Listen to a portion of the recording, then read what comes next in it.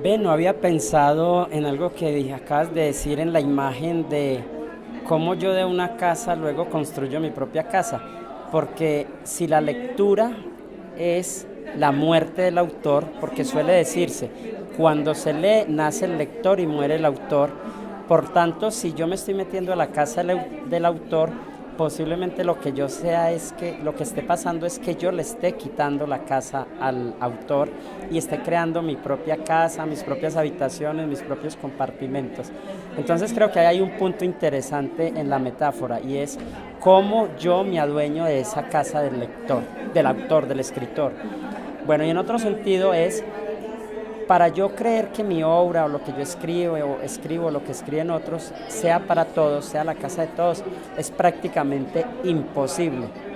La literatura en términos genéricos es la casa para todos, de todos, porque encuentras por acá, son miles y miles y miles y millares y millares y millares y millares de habitaciones y de cocinas y de salas y de baños y qué sé yo, y por ahí puedes encontrar llegar, pero cuando es una sola obra, cuando es una pieza literaria como que yo me proponga decir esta novela la voy a leer para que sea la casa de todos, creo yo que es imposible.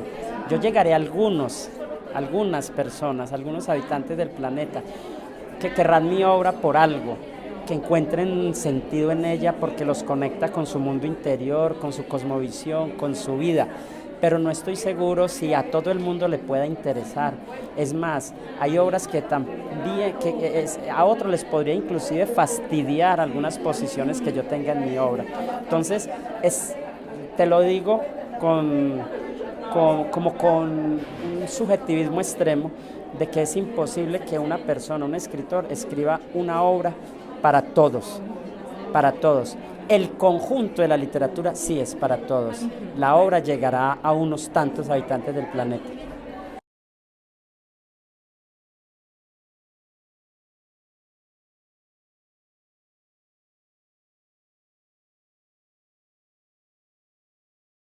Mira, sí es cierto, ¿no?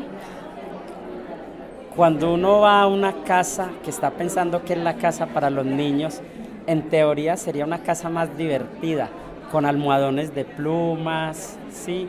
Con de pronto un columpio, un balancín, unos juguetes, un patio más amplio, árboles, ojalá bancas, etcétera.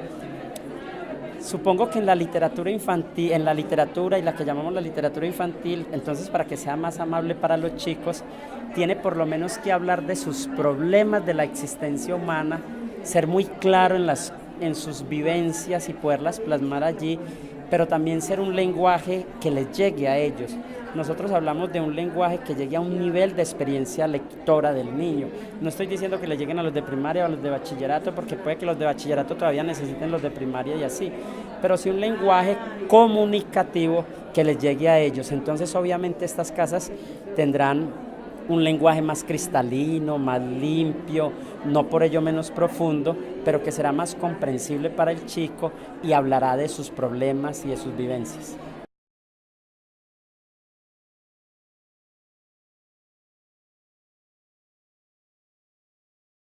Sí, sí, y de hecho el anfitrión, o sea, el escritor, escoge el camino, escoge cómo decorar su casa, escoge qué equipamientos tener, qué mobiliario tener. En el caso de la literatura, a veces un escritor escoge historias realistas o historias fantasiosas o historias netamente amorosas o qué sé yo. Es decir, todo hay que escribirlo desde que lo sientas, es más, cuando uno comienza a escribir, ya uno deja de ser el que escribe preconcebidamente cuando hace literatura, porque a veces los personajes van tomando el vuelo que uno no cree. Por ejemplo, yo terminé una novela que se llama Caperucita Roja y el profesor Lobo, pero esa novela realmente se llamaba El ataque de los lobos, pero cuando la empecé a escribir y se terminó, porque nunca me percaté de eso, hasta que se terminó, me percaté que el profesor Lobo había cogido vuelo y se había hecho importante y había crecido dentro de la novela, y eso se le escapa a uno. Entonces uno no tiene eso preconcebido, pero sí está claro que cuando nos dirigimos a niños el lenguaje es cristalino, es un lenguaje limpio, profundo, pero las historias que se cuenten pueden decir la verdad cruda y aguda. Hay novelas como por ejemplo Palabras en voz baja que hablan de temas terribles, por ejemplo, de la marginalidad que sufrían los niños judíos, etcétera. Entonces es posible y hay que hacerlo si es necesario y no siempre los finales tienen que ser esperanzadores. Ahora bien, somos conscientes los que estamos en este tema que cuando el niño está muy pequeño, en la edad donde no ha desarrollado el pensamiento concreto, sí es mejor que tengan historias esperanzadoras, no mentirosas, pero sí esperanzadoras, que le den la posibilidad de hacer el ser optimista que finalmente va a necesitar el mundo para enfrentar las vicisitudes.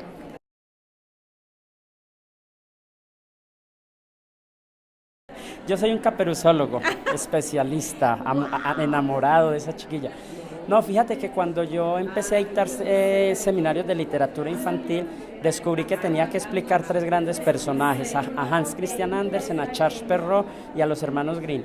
Y para explicar bien en qué consistía el matiz de cada uno, por ejemplo, de Charles Perrault y los hermanos Grimm, descubrí que existía un cuento que se llama Caperucita Roja.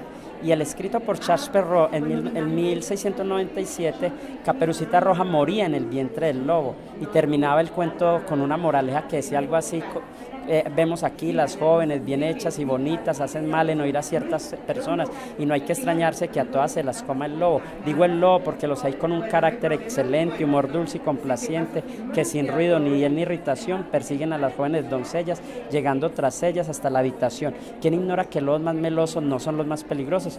Cuando yo leí ese cuento y terminaba con esa moraleja, mostraba el de los hermanos Grimm, y el de los hermanos Grimm tenía un final donde aparecía un cazador y rescataba a Caperucita y luego ella se encontraba con otro lobo y lo hacía morir.